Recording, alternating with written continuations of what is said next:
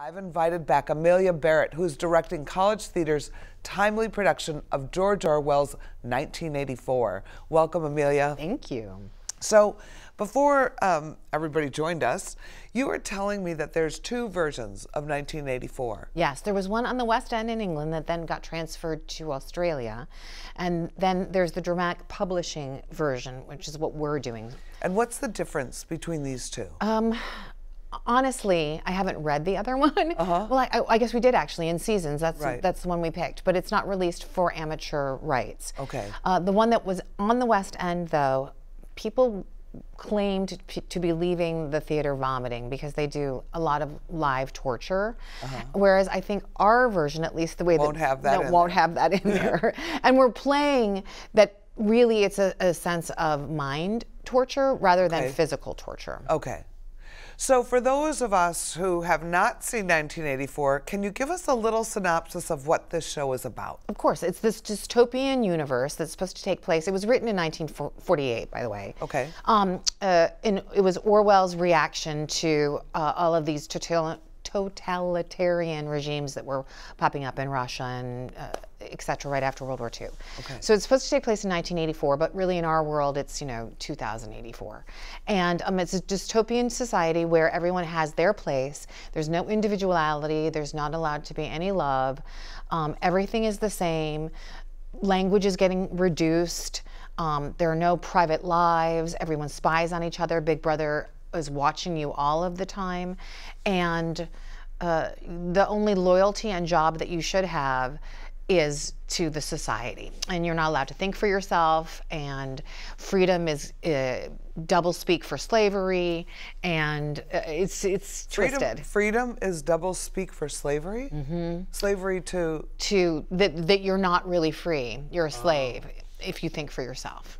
So they're in fact, the lead character, who's called Winston, is working in a department where they're reducing language, and they're basically burning any evidence of the past so that any society that can control the past controls the present. That's their theory. It's really disturbing. I mean, it's it's a very famous book. Well, it's kind of like Hitler's, Germany, right? When he started to influence what you see on the news and control the message and ban books and exactly, that's right? exactly what it is. Okay. And yes, and burning books, and Winston literally destroys newspaper articles where things proof of what really happened, and the telescreen is always on and you're not allowed to turn it off. And the what's on? The telescreen. Oh, the television. Okay. So, I mean, and the funny thing, odd in terms of funny, is that I feel like we're living there right now with your little Google machines, where it's true. You're they always know where connected. you are. And well, I looked at this one ad for 2.5 seconds, and suddenly that's all I get on my screen. Ads for shoes, and it's true, isn't it? Yeah. Well, I think it's funny when I get into my car sometimes, and I'll go to use my telephone, and it'll say you're 15 minutes from home. I'm like, how do you know where I'm going?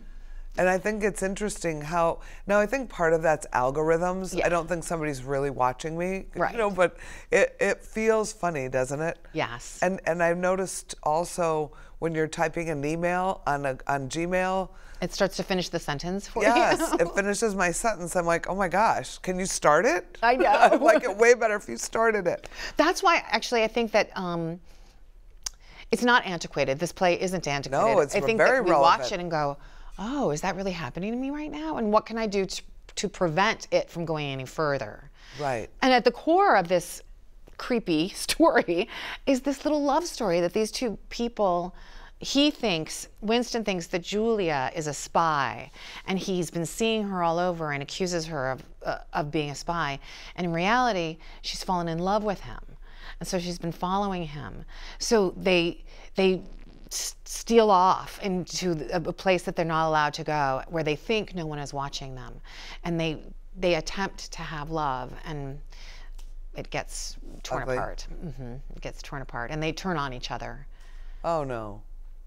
Spoiler alert. Spoiler alert. Spoiler alert. So they turn on each other, and ultimately it's Big Brother that is the only one who's allowed to have love. The only love that you can have is for the government, is for Big Brother. You can't have any personal love. Well, that's pretty sad. I know. It's just so you're doing a very sad story. I'm doing this comedy called 1984. But 1984, before this started, I was saying, did I read this in high school? Or was it required reading? And you said it is in certain classes. Yeah, I think maybe 8th grade I might have done it. I'm not sure. It's one of those things that I think you hear the speak all the time, like Big Brother's watching you. Right. And you can't remember exactly what the reference is, but you know it's that sense that you're never alone and someone's always watching and moving you, that you don't have free choice or free will. So when you are preparing college students for this kind of work, because it's kind of heavy. Yeah. Will you recommend to them, so they have a point of reference, to maybe watch War of the Worlds or maybe watch, because I bet some students are like, what are you talking about? Where is this coming from? Like, where is this concept coming from? Or do you go back to historical references like Nazi Germany and go, well, here's maybe where this is taken from? Or do you research what the author writes about what he wants people to think? Or how do you? All of those things I think are relevant. When you and I were chatting before, and I haven't been watching it, The Handmaid's Tale is probably really relevant for this generation, so that they can say, oh, I get it now, I get it. Right. Little by little, you wheedle away anything that belongs to me that makes me different than anybody else until I belong to you. So I think it's all of those things. In the production meetings that we've been working on since December, we're talking about showing live footage through the entirety of the play, and that we're not going to show one war, but like all of the wars. Okay. So you never know exactly where you are, but you see this violence on the screens all of the time. Oh, wow. When does the show open? April 4th through the 14th. And when do you start rehearsing? Sunday. Oh my gosh. I know. So we've been cast for a long while. I cast in January, but The Foreigner's going up first, and I gave the script to all of the students, and we met, and I said, see you later. And now we're starting in earnest, 5 hours every day. Well, I look forward to this. It sounds wonderful. It'll be really cool. Well, thank you for coming and sharing this with everybody and explaining a little bit about what it's about and what to expect, because I think people should probably be prepared before they come in. Can anybody see this show, any age? I would say you probably don't want anybody lower than 9. Okay. So junior high and up, maybe? Yeah. Or junior high and up? Okay.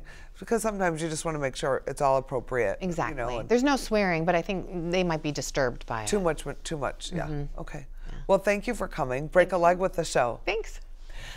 College Theater's 1984 will be in the Playhouse Theater April 4th through the 14th. For tickets or more information, please visit atthemac.org or call the box office at 630-942-4000. Or come visit us in person. And while you're here, stop by the Cleve Carney Art Gallery. Currently on display through April 6th is Gary Nolan's Base Materials. Our gallery curator, Justin Whitty, recently got a tour of the exhibition from the artist himself. Take a look.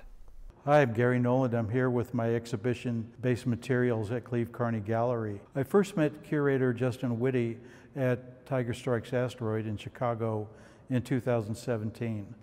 And subsequently, he visited my studio in Los Angeles, and we decided to do an exhibition together. There's a process-oriented piece made from the April 1972 issue of National Geographic called "If Your 6-Year-Old Saw Something Like This, Would He Know How to Phone for Help?"